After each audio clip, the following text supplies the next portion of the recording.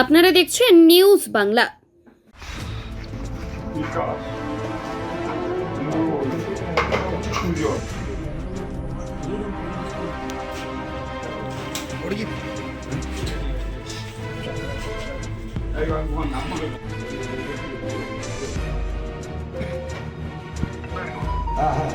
বেশিরভাগ ক্ষেত্রে তৃণমূলের ছেলেরা যারা এই রেজাল্ট বেরোনোর পরে মাথায় ফেটটি বেঁধে কপালে তিলক টেনে জয় শ্রীরাম ধ্বনি দিতে দিতে তৃণমূলীদের আক্রমণ করছে। উনি আশ্বাস দিয়ে গিয়েছেন ওগুলো আর হবে না, কারণ এ তো আমার আগের পরিচিত ছেলে। রাতে ডায়মন্ড হারবার পুরসভার একাধিক জায়গায় ভাঙচুর হামলা দুষ্কৃতীদের।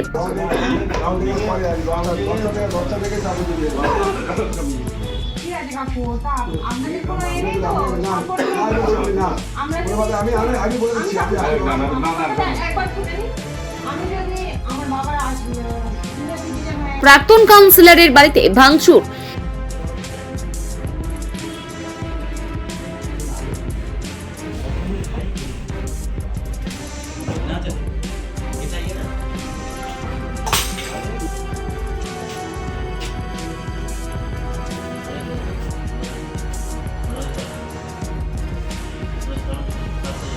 খবর পেয়ে ঘটনাস্থলে ডায়মন্ড হারবার বিধানসভার বিজেপি প্রার্থী দীপক হালদার।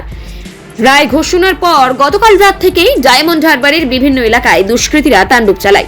ওই দরজায় লাথি মারলো, তালাটা খুলে গেল, তারপরে ভিতরে ঢুকেই দেখতে পাচ্ছেন তো এই ফ্রিজ ট্রিজ যেগুলো সমস্ত ছিল সব ভেঙে, চেয়ার টেবিল আমার এখানে যে যারা লোকজন বসতো টসতো সব ভেঙে নিয়ে বাইরে ফেলে দিয়েছে।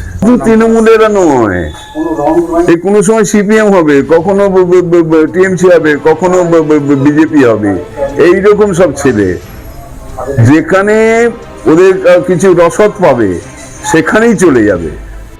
ন্যূনতম খরচে স্পেশালিস্ট ডাক্তার দেখাবেন।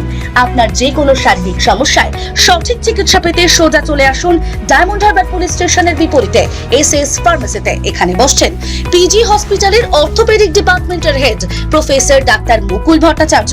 নিয়মিত রোগী দেখছেন প্রতি মাসে 15 দিন অন্তর রবিবার সন্ধ্যায়।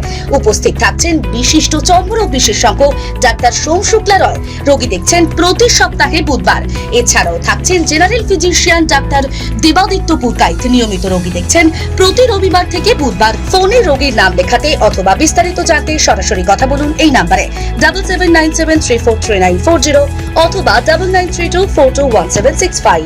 আক্রান্তদের বাড়ি বাড়ি পৌঁছে তাদেরকে আশ্বস্ত করার পাশাপাশি পুলিশকে যথাযথ ব্যবস্থা নেওয়ার জন্য তিনি নির্দেশ দেন। আমাদের সামনে এক্ষুনি পুলিশকে বলবো কোনোভাবে সাপোর্ট সমর্থন থাকবে না, এবং এটা মানে এটা আমাদের দলের যেমন নির্দেশ, এটা আমাদেরও নির্দেশ।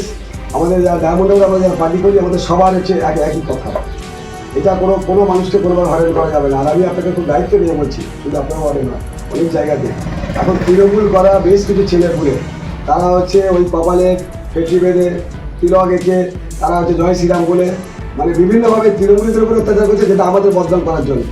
Bureau report news Bangla.